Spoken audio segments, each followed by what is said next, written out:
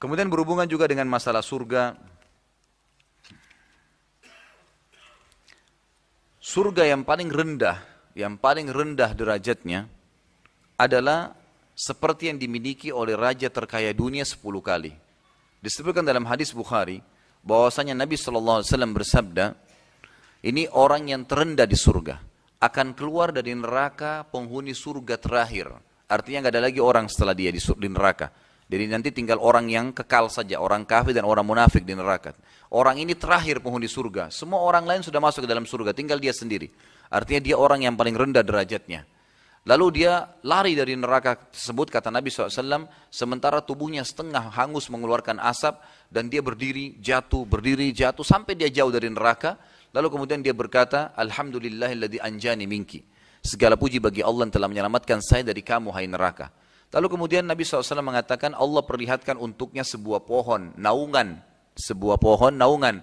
Pohon itu hanya pohon rindang saja, tapi karena dia bertahun-tahun, bahkan sebagian ulama hadis mengatakan kemungkinan dia ribuan tahun masuk di neraka, karena hitungan satu hari di akhirat sama dengan 1000 tahun waktu di dunia. Gitu kan? Sebagaimana Allah berfirman, Yawma inda rabbika ka'alfi sanatin mimma ta'udun. Satu hari di sisi akhirat nanti, di sisi Tuhanmu adalah sama 1000 tahun waktu kalian di dunia. Maka orang ini pun ribuan tahun bersiksa dan tidak pernah lihat naungan. Dan perlu antum tahu, bahwasanya di neraka orang tidak akan rasakan kematian. Tidak akan rasa kematian. Siksaan demi siksaan. Gitu kan. Jadi bodoh kalau orang mengatakan, tidak apa-apa saya masuk neraka dulu, dia tidak fahamin. Dan kalau kita ambil korek gas membakar ibu jari kita 10 detik saja sudah memar. Kalau 1 menit bisa matang tangan kita dan berbulan-bulan kita nggak bisa tidur. Bagaimana kalau api neraka membakar dan tidak ada berhentinya, tidak ada kematian? Kalau seorang pencuri di jalanan digebukin, kemudian dia mati, pasti orang sudah berhenti gebukin karena dianggap dia sudah mati, nggak rasakan sakit. Di neraka nggak ada kematian. Ya, selalu setiap kulit mereka terbakar diganti kulit yang baru, terus begitu, dan tidak ada ya berhentinya sampai dosa dia selesai, gitu kan. Penghuni neraka ini keluar, lalu dia merasa syukur kepada Allah karena selamat dari neraka, dan Allah lihatkan naungan pohon yang tidak pernah dia lihat sebelumnya, karena makanan dari surga buah zakum, naungan pohon-pohonnya semuanya pohon yang penuh dengan api yang panas, meleleh darinya timah-timah yang panas, dan beragam macam siksaan. Tentu ada bahasan sendiri di neraka, bahasan neraka, tapi yang jelas seperti itulah. Dia melihat pohon, dia merasa sangat rindang, dan dia mengatakan, ya Allah, dia langsung mengangkat suara, sampaikan saya ke pohon itu dan saya tidak minta yang lain. Kata Nabi SAW, Allah berfirman kepadanya, apakah kau yakin kau tidak akan minta yang lain? Kata dia, tidak akan minta ya Allah. Maka Allah SWT pun mengizinkan dia untuk sampai ke pohon tersebut. Begitu tiba di pohon tersebut, ya, dia merasa luar biasa, dia merasa orang yang paling banyak nikmatnya Allah pada dirinya. Kemudian dia merasakan nikmatnya naungan. Bagaimana sih kalau kita lagi kepanasan siang hari terus tiba-tiba dapat pohon yang rindang? Seperti itu.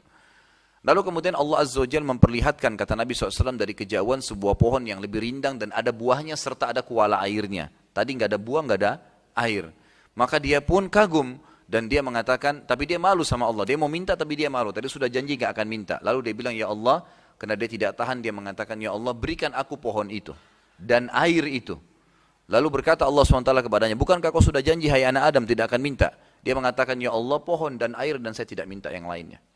Maka diantarlah dia ke pohon tersebut, dia nikmatin buahnya, dia makan sepuasnya. Coba hadir dalam poin ini, ikhwah dan akhwat sekalian. Kalau kita diberikan sebuah pohon, tabulan pot deh, tanaman dalam pot yang ditaruh buah mangga misalnya, buahnya ada 10, dikasih kita, ini hadiah buat bapak, buat ibu, silakan sendirian. Rasanya buahnya kita mau petik sendiri semuanya. Bagaimana kalau kita dikasih pohon yang banyak setelah disiksa yang luar biasa gitu kan, dikasih pohon dan ada air, dia makan, dia minum, dia puas. Kata Nabi SAW, dia mengira dialah orang yang paling besar nikmat Allah padanya. Padahal dia ini orang terakhir, semua orang sudah di surga. Kemudian dari kejauhan, kata Nabi SAW, Allah bukakan baginya pintu-pintu gerbang surga. Dibukalah pintu gerbang surga dan tercium baginya bau wangi surga.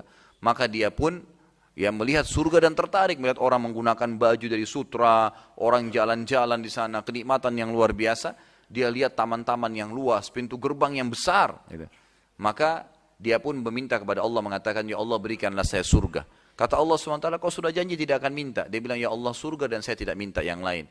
Lalu kata Allah Subhanahu wa ta'ala, wahai anak Adam, sungguh tidak ada yang memuaskanmu.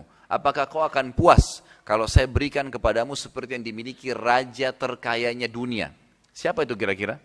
Sulaiman alaihissalam. Tidak ada raja seperti Sulaiman. Sulaiman alaihissalam dalam riwayat dikatakan tidak pernah injakkan kakinya di tanah. Dibawa sama angin. Kalau dari singgasananya mau ke ranjang, mau ke mana saja, dibawa sama angin, gitu kan.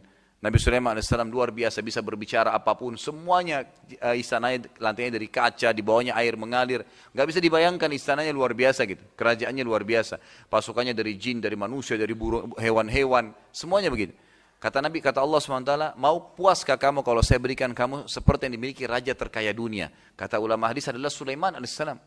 Maka karena dia dengar raja terkaya dunia, dia mengatakan, raditu ya Rabb, saya ridho hai Tuhanku. Lalu Allah berkata padanya, walaka mithluhu, kau akan saya berikan dobelnya. Maka dia mengatakan, raditu ya Rabb, saya ridho hai Tuhanku. Dia berkata lagi, Allah berkata lagi, walaka mithluhu, kau akan saya berikan lagi dobelnya. Terus dia mengatakan raditu sampai 10 kali. Setelah 10 kali, maka saking senangnya orang ini, dia berkata, ya Allah, anta abdi wa ana rabbuk. Dia balik, ya Allah, engkau hambaku dan saya Tuhanmu. Lalu Nabi SAW tersenyum, yang menyampaikan berita hadis ini, berita gembira kepada kaum mukminin, ya sampai urat leher beliau kelihatan sallallahu alaihi wasallam. Orang ini pun akhirnya masuk ke dalam surga. Dikatakan oleh Nabi SAW, dia nikmatin surganya, tamannya, makanannya, pakaiannya, istrinya, semua dia nikmatin dan dia mengira dialah orang yang terbesar nikmat Allah pada dirinya, padahal dia adalah orang yang terendah di surga. Bayangkan orang terendah di surga 10 kali dari apa yang dimiliki Sulaiman alaihissalam. Dan apa yang dibutuhkan sini Bapak Ibu sekalian? Untuk apa? Apa yang kita butuhkan untuk sampai ke derajat itu? Hanya dibutuhkan menikmatin dan mengerjakan apa yang Allah perintahkan. Itu saja. Enggak lebih daripada itu. Kerjakan apa yang diperintahkan yang wajib dan sunnah, butuh waktu sedikit. Sholat, puasa, zakat, haji, butuh waktu sedikit. Kemudian nikmatin yang halal, lalu kemudian tinggalkan semua yang dilarang, yang haram dan makruh, dan jauhi semua itu. Jangan dikerjakan. Yang haram semua dijauhi. Tidak dijauhi. Tidak ada manfaatnya. Ditinggalkan saja. Maka secara otomatis tinggal tunggu waktu malaikat maut datang menjemput dan kita masuk surga. Itu janji. Kata Allah SWT apa? Inna Allah la yukhliful mi'ad. Allah tidak akan pungkiri janjinya. Dalam ayat lain, وَمَنْ أَصْدَقُ مِنَ اللَّهِ قِيلًا. Siapa yang lebih jujur daripada Allah dalam perkataan?